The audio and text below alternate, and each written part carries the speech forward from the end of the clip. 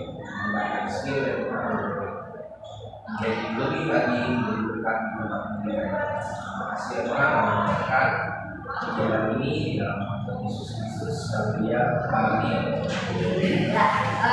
Baik Bapak Ibu, untuk di pertemuan pertama ini saya akan menceritakan tentang budaya positif di sekolah.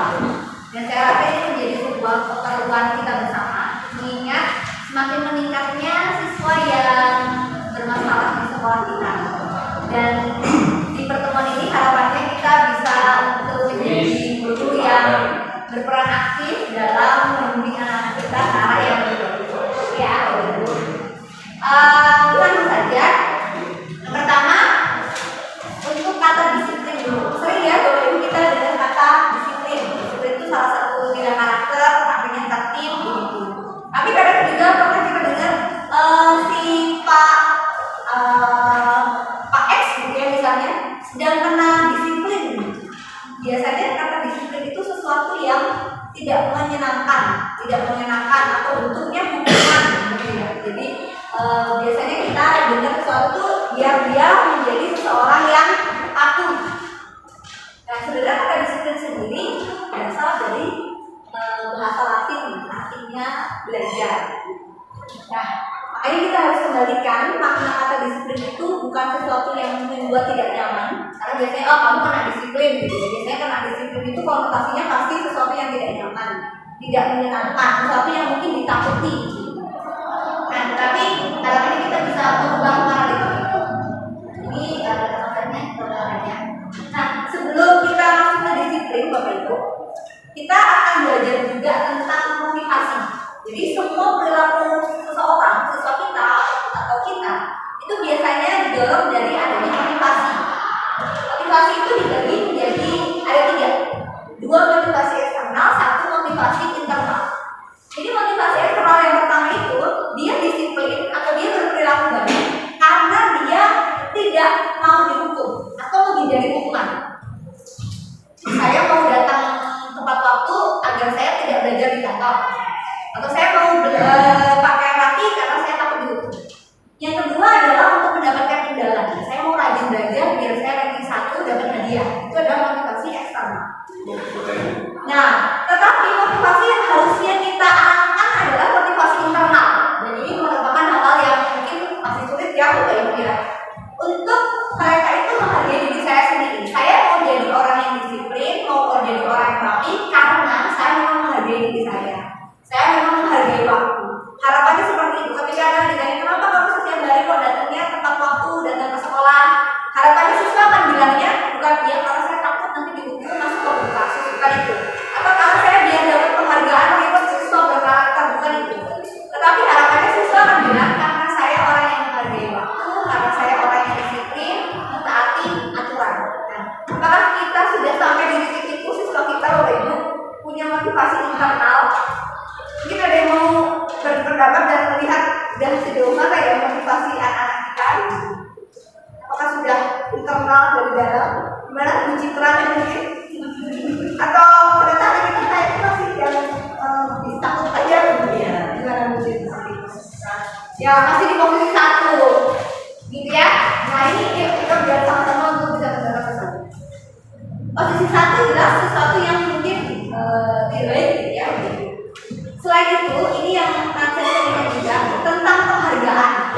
Nah, materi ini saya terima juga dari guru penggerak, bahwa tidak hanya hukuman yang bermakna negatif, tapi penghargaan itu juga itu merupakan kadang menjadi sesuatu yang berdampak negatif.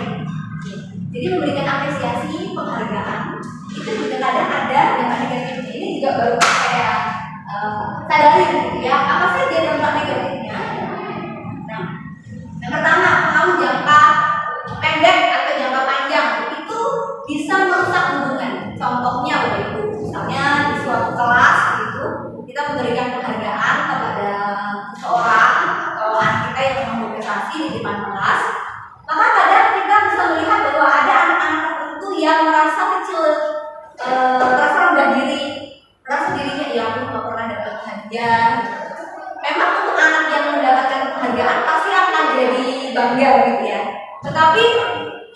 2 siswa kemudian cuma 3 siswa yang dapat peringkat. Makanya ini yang menjadi alasan bahwa ranking atau peringkat itu tidak lagi menjadi kayak zaman kita sekolah dulu ya Bapak Ibu. Sekarang tidak ada lagi ranking atau peringkat itu, karena kita juga menjaga hubungan itu.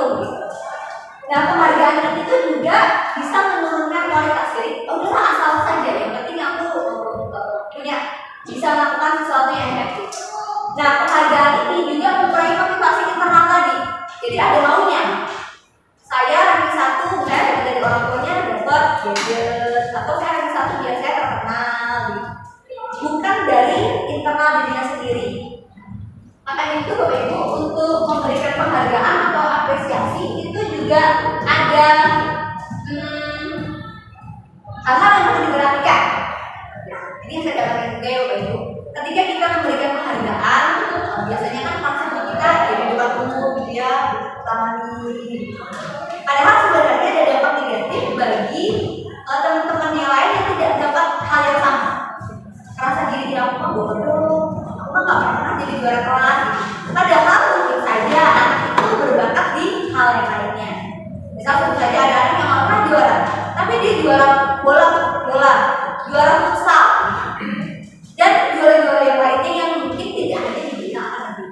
Makanya ini saya dapat sebuah teori atau materi bahwa ketika kita memberikan apresiasi atau penghargaan kepada anak-anak, itu sebaiknya berikanlah secara khusus pribadi, jadi di panggilan. Ibu menghargai kerja kamu, ya.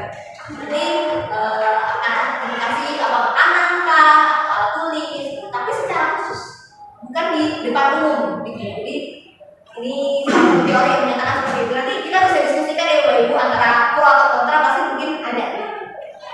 Dan pengakuan ini harapannya bisa di semua murid. Jadi Bapak Ibu pernah mendengar ada sebuah sekolah atau di media sosial ada, mereka memberikan penghargaan kepada semua siswa. Terapa misalnya, teraktif, gitu ya, terrajin. Misalnya terjadi semua siswa itu punya penghargaan beda-beda. Itu jauh lebih baik bergantian. Jadi semua siswa itu punya penghargaan. Dan secara konsisten diberikan penghargaan itu. Dan fokusnya memang harus pada prosesnya. Jadi ketika memberikan apresiasi, penghargaan sebaiknya saat ini. Jadi mungkin kita masih belum, bahkan tetap di depan orang. Memang ada positifnya, tetapi dibalik itu semua ada beberapa negatifnya. Nah, selanjutnya Bapak Ibu, ketika kita memberikan sebuah apresiasi atau kita ngobrol dengan lisan atau dengan kata-kata itu juga sudah cukup bermakna. Tidak harus dikasih coklat. Pokoknya kalau ada sih baik ya, tapi dengan kata-kata itu juga cukup baik. Misalnya kemarin saya perhatikan nilai kebajikannya atau hal-hal baik apa itu yang harus kita ucapkan. Itu yang menjadi di bold gitu ya. Rasa empatimu. Jadi hal-hal kecil saja. Ibu suka dengan kepedulianmu ketika kamu sakit. Ibu suka sama tanggung jawabmu ketika kamu tidak bawa dasi, kamu rela untuk izin dulu, pulang dulu, dan sebagainya. Ibu suka dengan rasa tanggung jawab untuk mengerjakan PR atau tugasmu tepat waktu. Jadi ketika dikatakan seperti itu, anak tahu bahwa yang diapresiasi itu adalah nilai-nilainya. Jadi kalau kita ya berarti nilai karakternya, bukan nilai kekayaan bertanya atau nilai-nilai kelima, ya.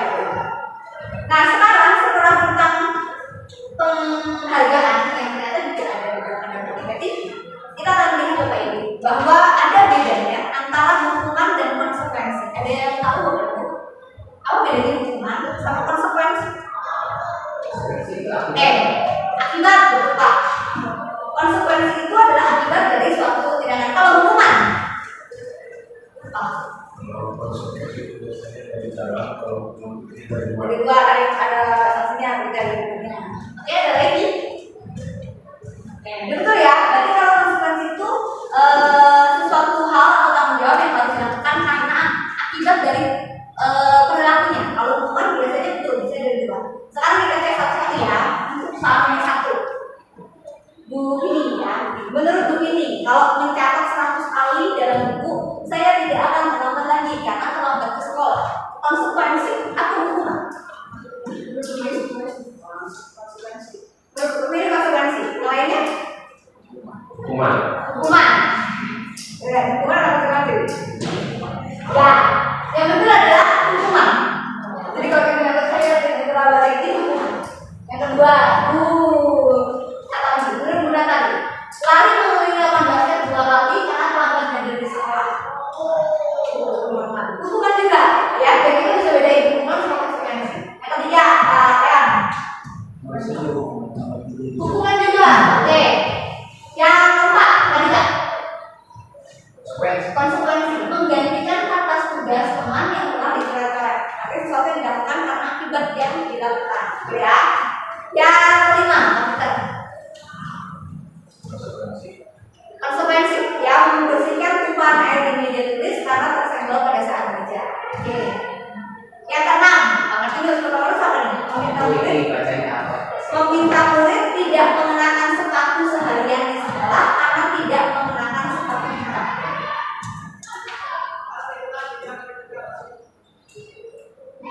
Ini Kelly. Coba.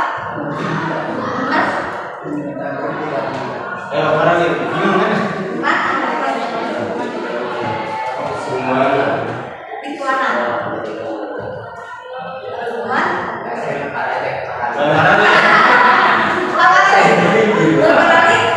Hukuman. Hukuman, betul. Hukuman ya. Ini pernah kita lakukan ya waktu itu.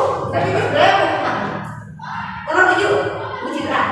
Lari. Ini lari juga. Lari mengelilingi lapangan basket 2 kali karena terlambat 10 menit untuk pelajaran berikutnya. Hukuman. Hukuman. Oke. Awalnya waktu saya mengedukasinya juga nomor 7 saya jawab hukuman. Tapi yang benar nomor 7 itu konsekuensi. Kenapa konsekuensi? Karena dilakukannya pada pelajaran PJOK. Jadi kalau itu artinya kan dia 10 menit itu terlambat ya. 10 menit dia nggak ikut kegiatan olahraga. Jadi ketika itu berkaitan sama pembelajaran itu bisa disebut konsekuensi. Jadi yang karena ada kesempatan ini. Tadi udah ada hukuman, ada konsekuensi. Nanti kita akan belajar juga satu lagi namanya restitusi. Itu yang paling bagus. Jadi kalau hukuman itu menyakitkan, tidak nyaman, kemudian korban itu mendapatkan keadilan dan murid itu biasanya jadi kapok gitu ya. Biasanya kita puas banget bicara program hukum. Dan kalau konsekuensi itu memang sesuatu yang memang harus dikembalikan, harus terjadi, membuat tidak nyaman juga, tapi dalam jangka pendek. Dan korbannya itu bisa diabaikan, artinya kalau harus ada hukuman yang gimana gitu ya, konsekuensi. Nanti baru kita ke restitusi ya.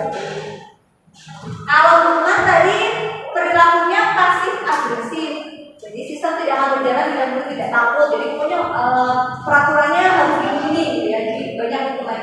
Dan biasanya yang dilakukan oleh hukuman itu menimbulkan murid ini akan membenci peraturan. Dia suka masuk ke dalam peraturan itu kami jadi tahu gitu ya. Kalau konsekuensi itu pertama penguatan hanya bertahan dalam jangka waktu yang tunggu atau pendek. Tapi itu perlu monitoring atau kita harus evaluasi terus. Karena kalau konsekuensi kan sebenarnya ringan ya, dan membantu penerapannya. Tapi murid lebih menghormati. Nah, tapi kalau restitusi karena baru restitusi, saya akan jelaskan tentang restitusi. Kalau restitusi ini Bapak Ibu, itu kalau di search gitu ya di KBBI, artinya tuh ganti kerugian atau pembayaran kembali, penyerahan bagian pembayaran yang masih bersisa, itu restitusi. Atau kalau di kedokteran itu penyesuaian stomach kepala bayi dengan badannya sudah kepala keluar. Saya nggak tahu pas kepala bayi itu pas keluar tuh itu dulu keras gitu ya. Jadi itu restitusi apa kakinya gitu ya. Jadi restitusi itu adalah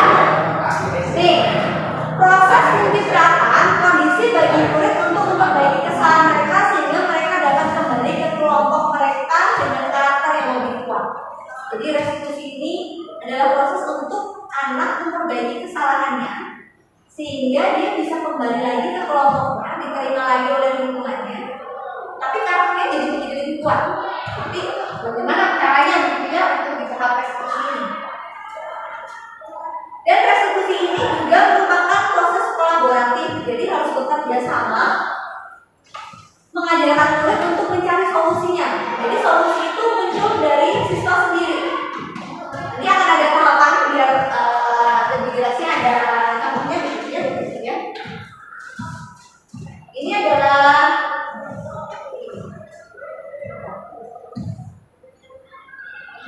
ada ciri-cirinya. Ciri-ciri restitusi itu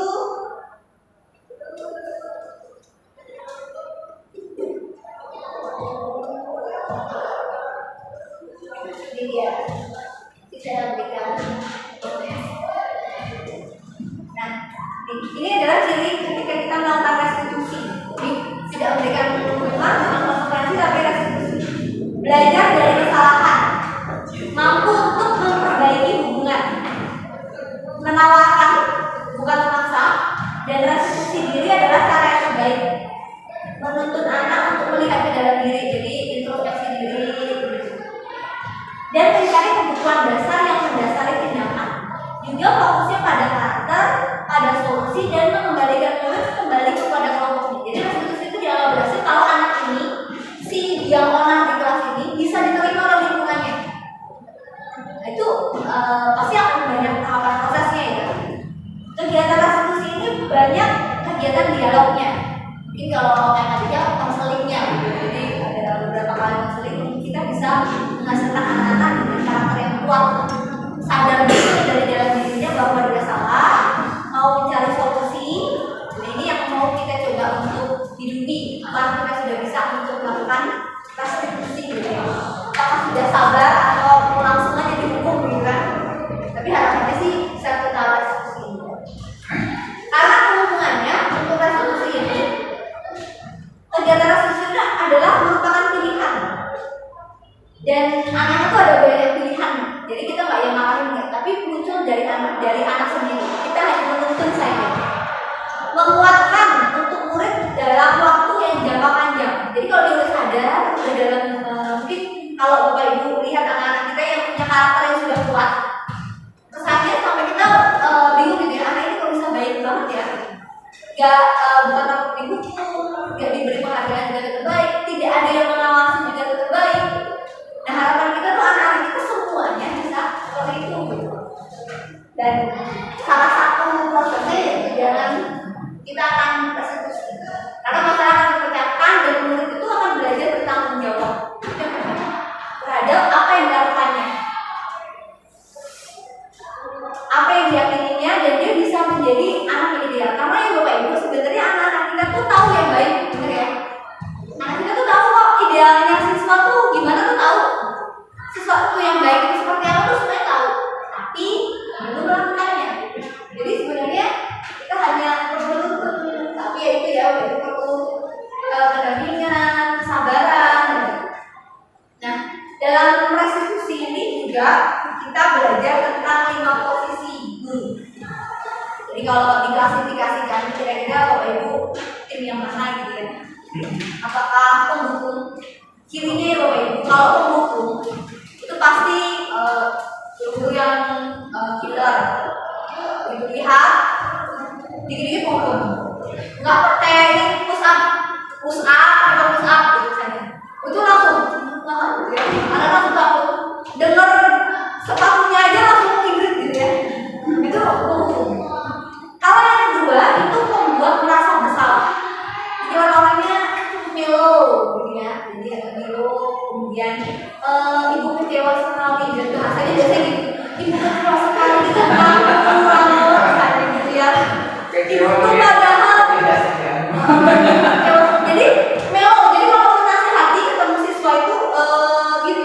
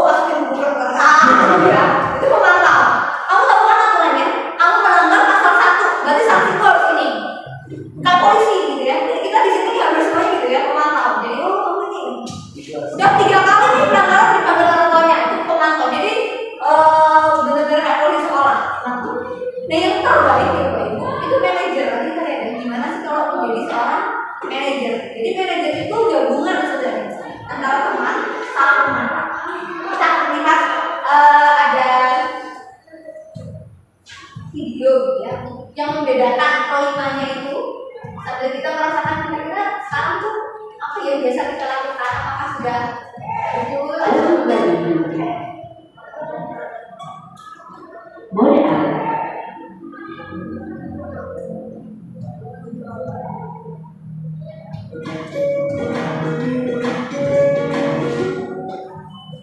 Salam bahagia Ibu dan Bapak Guru hebat.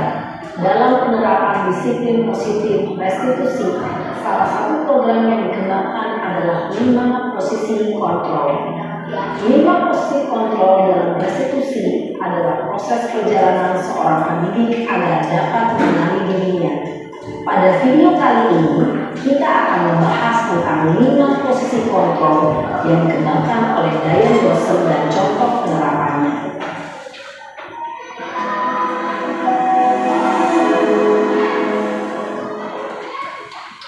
5 posisi kontrol itu adalah 1. Posisi penghukum, 2.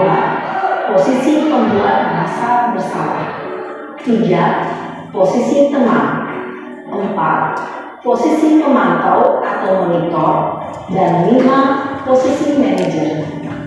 Untuk lebih memahami kelima posisi tersebut, mari kita saksikan kasus Naren yang terlambat hadir 20 menit di sekolah dan melihat bagaimana kelima posisi kontrol dalam menghadapi masalah tersebut.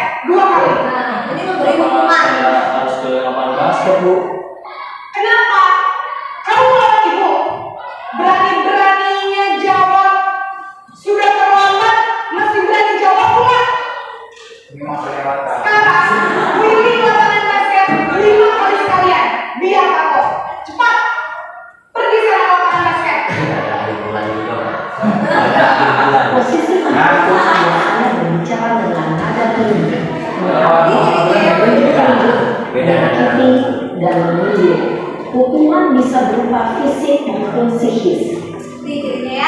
Ibu dan Bapak Guru hebat. Dampak yang terjadi pada murid ketika guru berada pada posisi penghukum adalah murid cenderung akan memberontak, bahkan menyimpan dendam.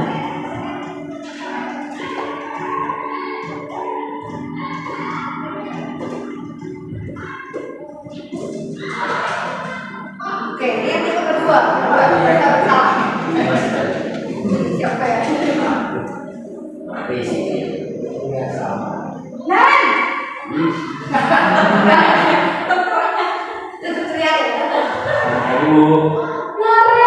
Naren, kamu kenapa terlambat lagi, nak?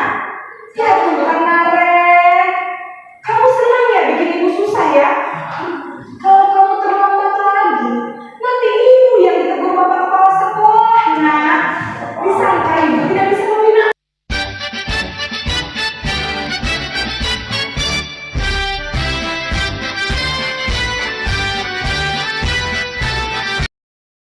Kebutuhan dasar. Yang pertama itu bertahan hidup. Pasti semua orang pasti mempertahankan dirinya untuk hidup. Semuanya yang hidup ya, makan dan hidup, ya banyak hal dapat hidup. Yang kedua adalah penguasaan. Ini sudah satu. Kemudian ada kasih sayang. Semuanya butuh dikasih sayang. Kemudian kesenangan dan kebebasan. Oke, jadi ada 5 itu. Yang pertama kebutuhan bertahan hidup. Atau survival. Orang pasti akan bertahan hidup itu untuk makan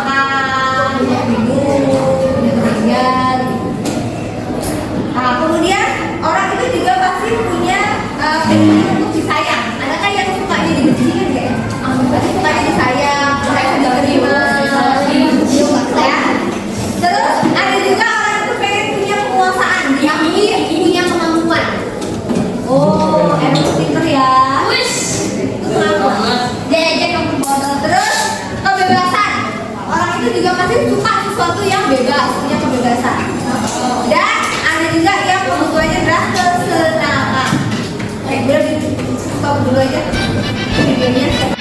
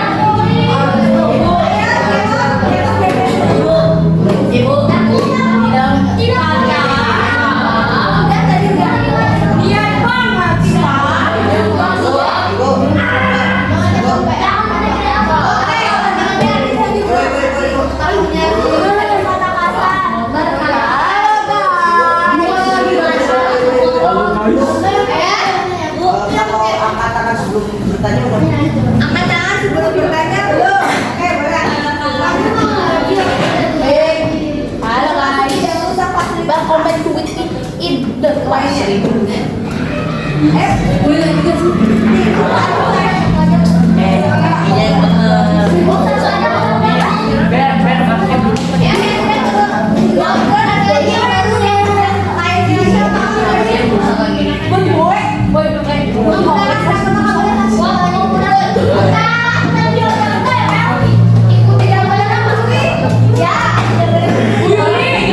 Iya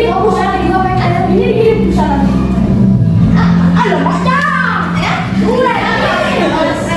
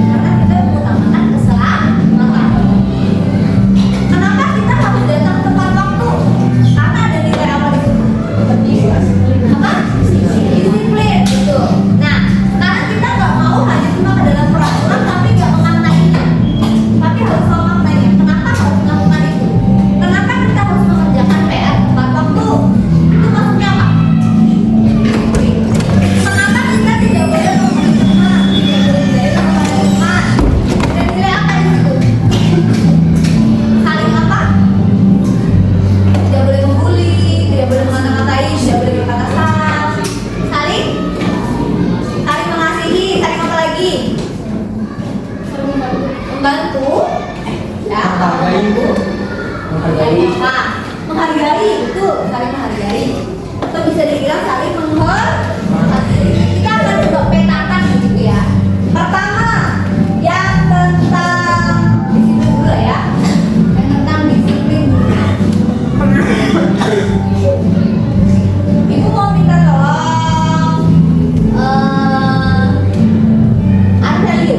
Coba Arsalio, kamu lingkarin peraturan mana yang cocok untuk masuk nilai disiplin. Atau oh ini disiplin, ini yang mana lagi yang disiplin. Ayo, ayo, dilingkarin aja. Apa aja? Oke, kita amati bersama ya. Disiplin, memakai. Oke, memakai atribut lengkap, membawa buku pelajaran itu masuknya di disiplin. Apalagi?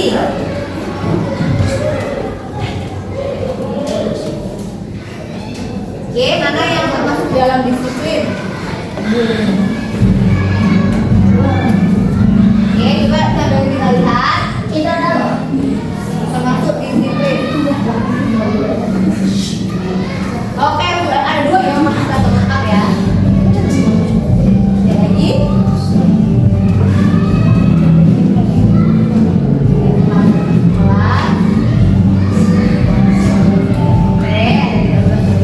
Dalam tiket ada disiplin tapi ada juga tentang kebersihan ya.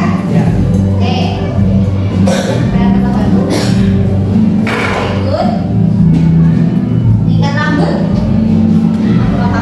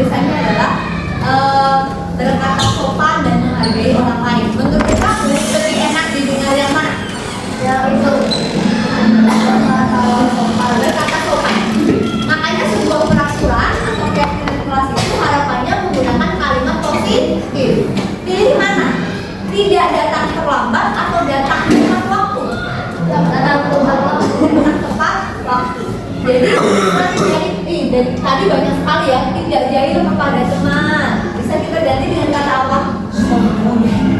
Tidak jahil kepada teman, itu ganti dengan apa?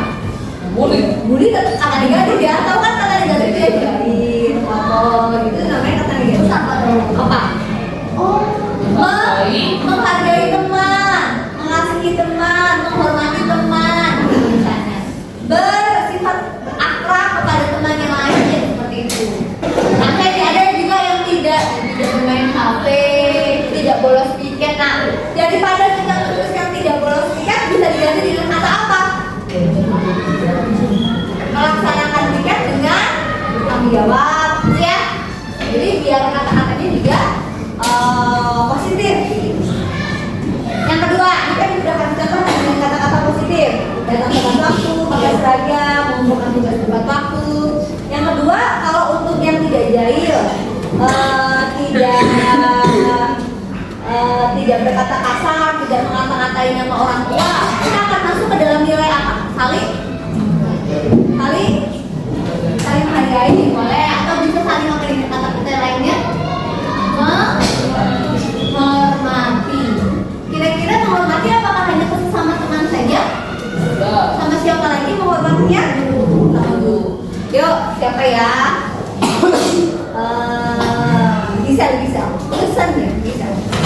Karena bisa ditulis ya, yang saling menghormati dengan kata positif. Tidak boleh dengan kata tidak jahil. Kira-kira apa ya?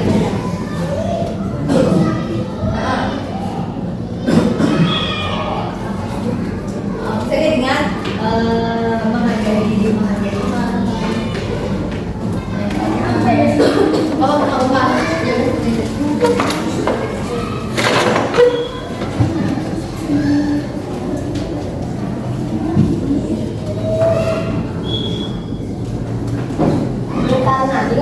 berkata dengan baik, makan dengan sopan ya. Mendengarkan, tadi juga ada yang mendengarkan penjelasan guru ya tadi ada kan?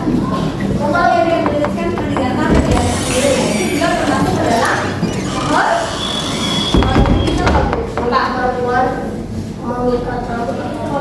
ini maksudnya disiplin, maksudnya ke dalam kategori penampilan. Berarti ini rambut rapi, kata itu kan kata-katanya ikat rambut dengan rapi. Kita berpenampilan rapi. Berpenampilan rapi itu berarti dari ujung kepala sampai ujung kaki ya. Jadi rambutnya diikat, pakai seragam yang lengkap. Oke, perhatikan guru yang sedang menjelaskan. Bagus, tadi udah. Nah, terus tadi juga ini kan yang kedua ya, saling menghormati. Yang ketiga, oke, nah di sini misalnya berkata sopan kepada teman atau guru, itu juga bentuk saling menghormati. Saling menghormati itu berkata sopan, menghargai, saling menghormati. Dan yang ketiga ada di sini yang bagaimana misalnya ada temannya yang sedang murung atau sakit atau sedang sedih, maka apa yang harus kita lakukan? Menghibur. Apakah kita diamkan saja anak yang di pojokan itu? Ini lah punya teman. Maka nilai apa yang mau dibangun? Suportif. Kata lainnya kebersamaan. Oke, apa lagi? Atau ketika ada temannya sedang sakit, terus berinisiatif, ayo aku temenin ke UKS. Apa? Peduli. Oke, kalian tahu ya, dengan sekarang semakin banyak orang yang egois. Tahu egois? Individualistis. Tapi mari belajar sesama kelas, di dalam kelas kita mau untuk peduli. Ketika pembagian kelompok, misalnya ada satu anak yang tidak punya kelompok, maka apa yang harus dilakukan? Tidak ada yang mau kelompok sama dia. Mau untuk mau untuk peduli. Dan yang ketiga kita lihat. Coba dituliskan pedulinya apa saja. Gitu.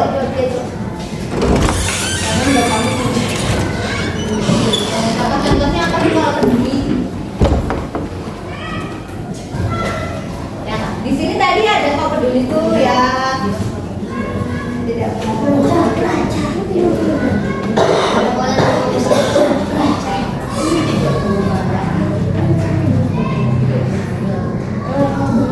apakah peduli? Tadi di baiknya apa kalau peduli? Tadi contohnya apa? Menghibur teman, boleh tulis itu. Menghibur teman, terus itu. Menghibur teman. Jadi sebaliknya ya, kalau ada temannya sedang murung atau sedang kamu tahu ada temanmu yang menjadi korban bully, maka harus apa? Apakah diam saja? Apa ikut membuli? Menghibur teman. Membantu teman yang kerepotan, misalnya dibawa banyak barang begitu bapak ibu guru, kita membantuin. Peduli juga kepada bapak ibu guru nih, tadi ada yang bantuin pasang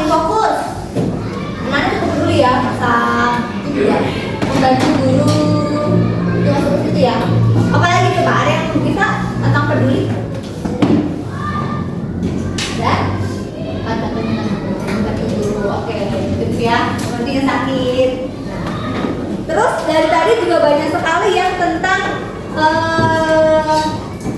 piket, dilarang bolos piket, tidak boleh membuang sampah sembarangan. Berarti tentang apa itu? Kebersihan. Oke, kebersihan ya. Tentang jaga kebersihan. Atau kalau di sekolah kita itu biasa disebutnya adalah clean and clear. Betul. Kenapa ditambahkan dengan clear? Beberapa hari ini, tahun ini banyak anak-anak yang suka ketinggalan barang, kehilangan barang, tidak menjaga barang-barangnya dengan baik.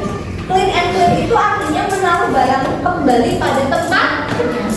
Remote AC, apakah selalu dikembalikan ke kantor?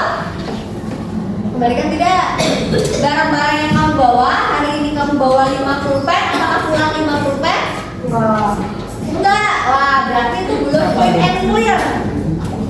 Ya, Ben coba dibantu Ben. Clean and clear apa saja? Nah, apa negatif kita ubah ke yang positif. Misalnya tidak bolos piket, tapi harus diisi dengan melaksanakan piket dengan apa ya? Dengan baik. Kemudian tidak mengotori kelas. Ada yang tadi tulis tidak mengotori kelas. Menjaga kebersihan kelas. Yuk. Jadi biar kalau karena ya ada mengatakan kalau pakai kata positif itu semesta akan mendukung. Oke gitu. Oke. Jadi kata-kata positif menjaga kebersihan kelas. Itu yang keempat, clean and clear. Juga menjaga barang-barang. Bukan cuma barang kita. Kalau meminjam barang teman, nih yang suka pinjam gak dibalikin masih ada. Ada yang suka pinjam barang tapi tidak dikembalikan atau malah diambil jadi punyanya gitu. Itu jangan. Atau bahkan merusakkan barang teman. Pinjam dirusakin. Mau menjaga barang-barang sendiri juga barang-barang yang orang lain yang dipinjam. Menjaga buku, ada yang bukunya sudah hilang? Oh ada. Belajar untuk menjaga yang gitu ya, buku matematika ya gitu. Iya. Menjaga barang-barang itu termasuk clean and clear. Menjaga kebersihan, tutup piket, dan lingkungan kita. Oh ada yang kotor mau untuk ambil. Itu yang keempat. Nanti yang kelima boleh dibantu tulisin ya BN. Yang kelima itu tadi ada banyak yang menuliskan apa yuk? Apa yang bisa masuk sini? Melaksanakan piket kelas. Yang kelima tadi ada yang belum masuk sini adalah tadi si Raymond juga bilang tidak berbohong, ya, tidak berbohong, tidak mencontek. Apakah ini kata negatif atau positif? Negatif, betul. Harus dirubah menjadi kata positif jadi apa ya? Nah, betul. Di dalam tempat tidak mencuri. Apakah ada pencurian di kelas ini? Ya. Kalau kamu menemukan ada uang, maka jujur, ya kan? Tentang jujur. Oke, sebenarnya ini udah melakukan bilang kelas. Oke, good. Tentang yang jujur, coba si Michelle ya. Apa saja? Diganti, tidak mencontek kalau diganti. Misalnya, kalau kamu nyontek tugas temannya boleh nggak? Terus dengan kata positif ya. Misalnya, ini udah muncul, oh belum cari.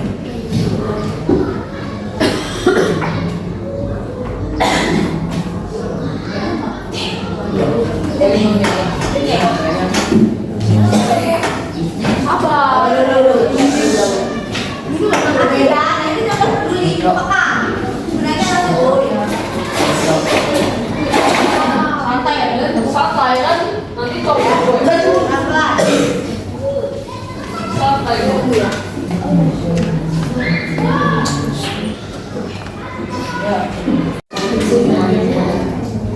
Oke ya, anak-anak, setelah tadi udah menemukan nilai-nilainya. Maka di sini itu sudah buat seperti rangkuman gitu ya. Kelihatan anak-anak? Kelihatan ya. Jadi ada 5 nilai yang semoga kita sepakati bersama untuk dilakukan dengan kesungguhan. Oke, coba dibaca. Yakub, nilai yang pertama apa? Disiplin. Apa aja yang dilakukan ketika disiplin? Ada tanda waktu.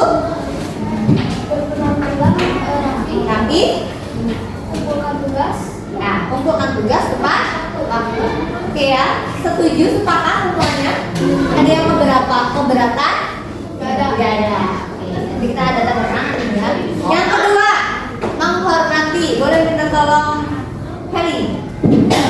Menghormati, mendengarkan penjelasan guru, berlaku sopan pada guru dan teman. Oke, berarti menghormati ini di dalamnya berarti harus tidak boleh ada lagi yang kata-kata yang ketiga ya. Oke, yang ketiga, nilai yang ketiga boleh Kimberly. Apa Kim? Apa nilainya dulu apa? Nilai keyakinannya apa? Peduli. Membantu teman dan guru. Oke. Teman menolong yang sakit. Oke, menolong yang sakit. Yang keempat, coba dilintang. Liun. Clean and clear, apa itu? Menjaga kebersihan, Ya. melaksanakan tiket, menjaga barang pribadi dan sekolah. Ya. Jadi tidak boleh juga merusak fasilitas sekolah. Oke. Selanjutnya boleh Kenny apa Ken? Jujur. Mengerjakan tugas dan ujian dengan jujur. Lapor jika menemukan barang. Iya. Mungkin ada yang kehilangan barang, kita laporkan. Nanti keyakinan kelas ini ibu akan kita tempel ya. Kita tempel di kelas. Boleh ditulis langsung di kertas atau enggak? Ya. Di sini. Nanti kalian ini akan dibikin nanti kita print ya. Nanti print dulu. Nah, di sini kita akan bikin tanda tangan kesepakatan bahwa kami seluruh anggota siswa kelas 7 meyakini keyakinan kelas ini bahwa sesuatu yang penting untuk dilakukan. Sepakat? Wajib untuk melakukannya. Berarti kalau tidak ada yang tidak melakukannya ya, sebenarnya ya.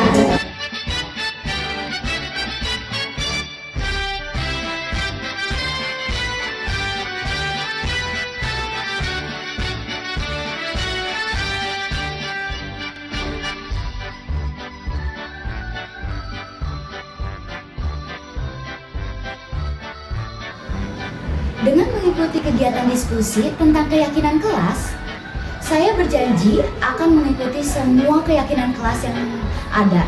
Karena jika saya mengikuti keyakinan kelas tersebut, saya akan menjadi siswa yang disiplin, saling menghormati, peduli, clean and clear, dan jujur. Terima kasih.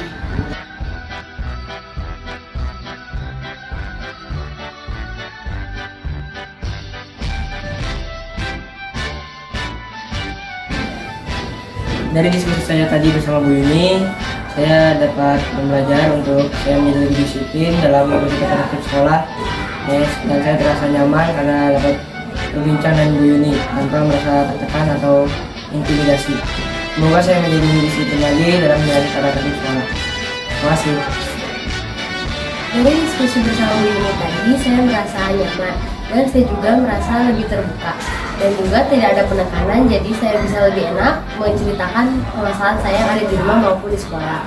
Dan juga percakapan tadi memotivasi saya untuk menjadi siswa yang lebih baik lagi dan lebih teladan. Oleh sebab itu, saya juga ingin menjadi siswa yang lebih baik lagi dan bisa membanggakan diri saya sendiri. Terima kasih.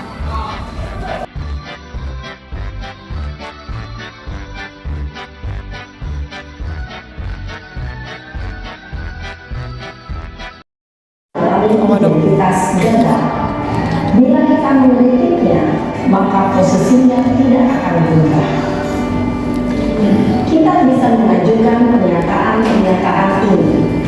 1. Membuat kesalahan sesuatu yang wajar. 2. Manusia tidak ada yang sempurna. 3. Ya, Ibu, saya seperti sharing juga kemarin sudah dilakukan juga ke siswa kita.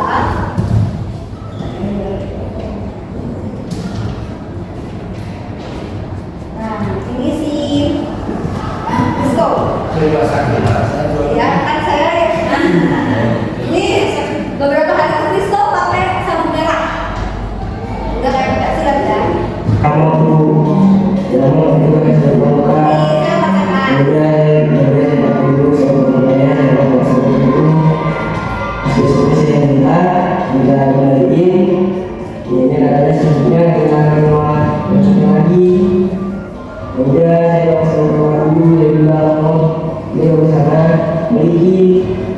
Morning overthinking sekarang. Nah, saya masuk pemameran alasan kelompok saya. Waktu itu saya bawa meja latihan Bu. Nah, terus saya ganti baju. 2002 sebelumnya saya kelompok. Ya sebenarnya kita usah jadi pakai sabunannya bukan untuk bikin berbeda sabun baru namanya dari kalau bukan ya nah terus kemudian juga ini bisa pakai filter untuk apa kasih Kamu lihat dari ini ya. ini adalah Ini ketika Risto dari namanya dari ambil orang dan kalau kita menggunakan ini bisa menggunakan besar Mungkin yang solusi itu dari siswa ya. Udah ada kata solusinya apa?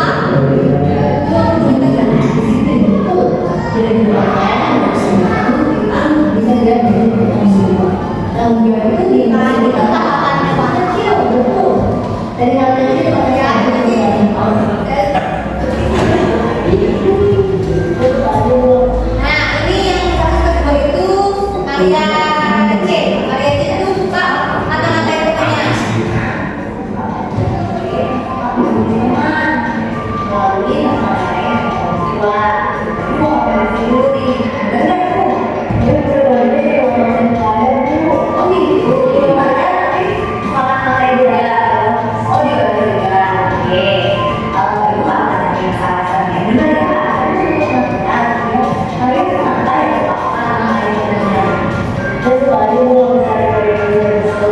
Dia suka membuat semuanya kesan. Jadi dia pasti tipe kesenangan. Kalau dia kata kesenangan, dia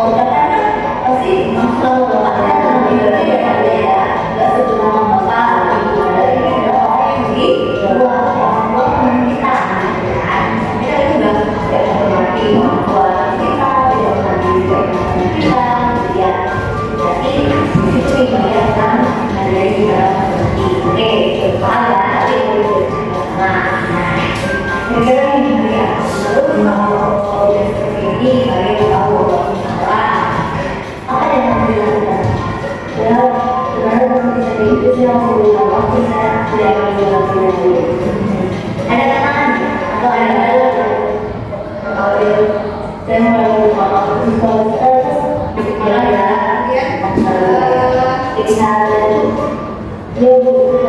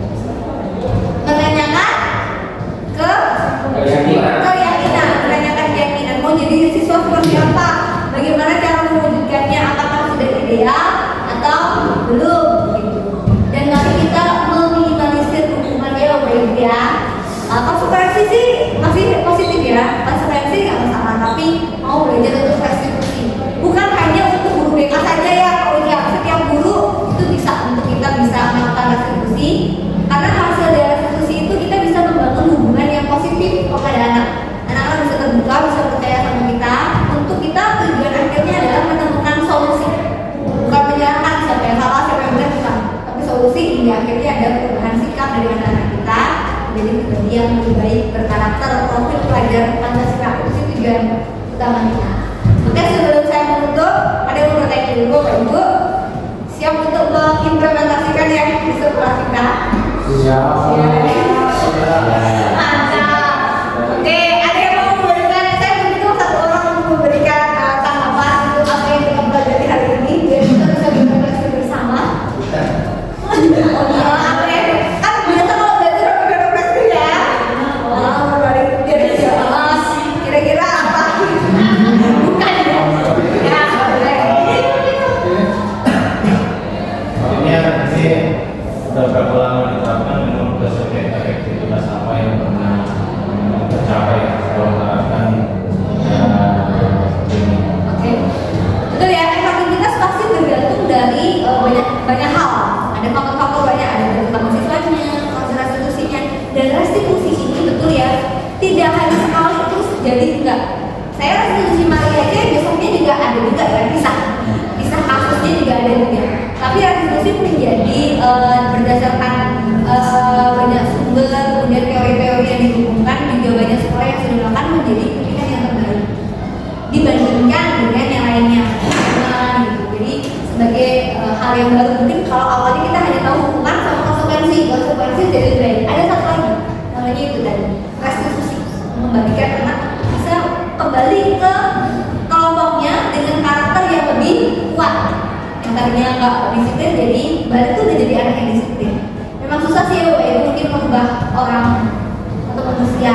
Tapi mari bersama-sama semoga kita juga bisa menemukannya menjadi orang yang lebih dewasa untuk menuntun anak-anak kita. Karena kan itu ya tugasnya Bapak Ibu guru ya.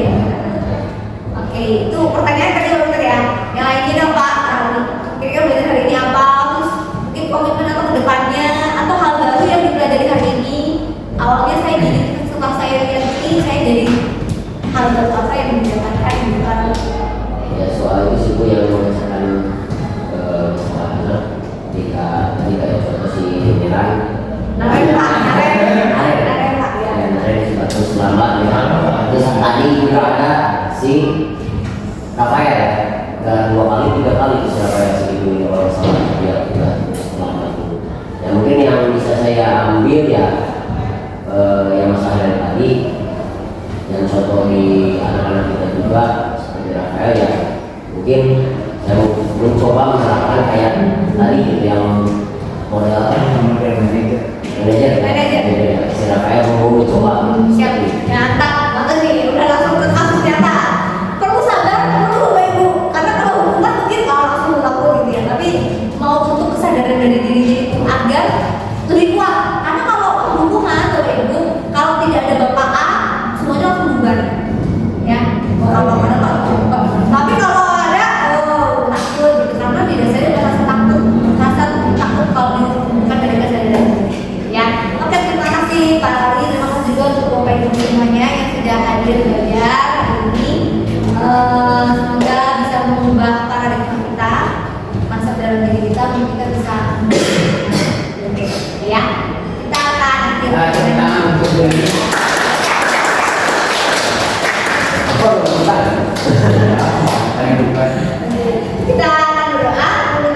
mungkin ya kalian Mari Bapak Ibu kita bersama dalam doa. Saya akan memulai dengan nama Kristiani. Terima kasih Tuhan untuk setiap proses pembelajaran yang boleh kami lakukan.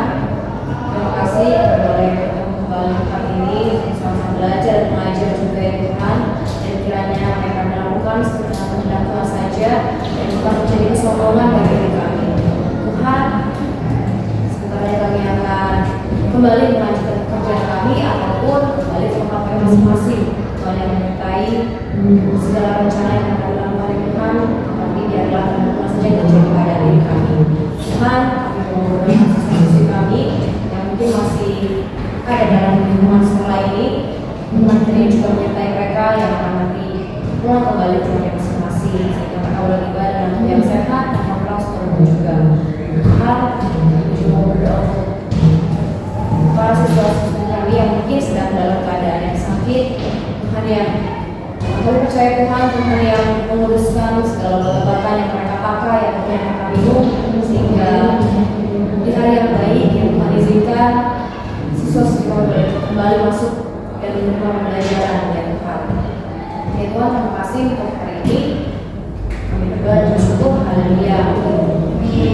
kasih Bapak Ibu.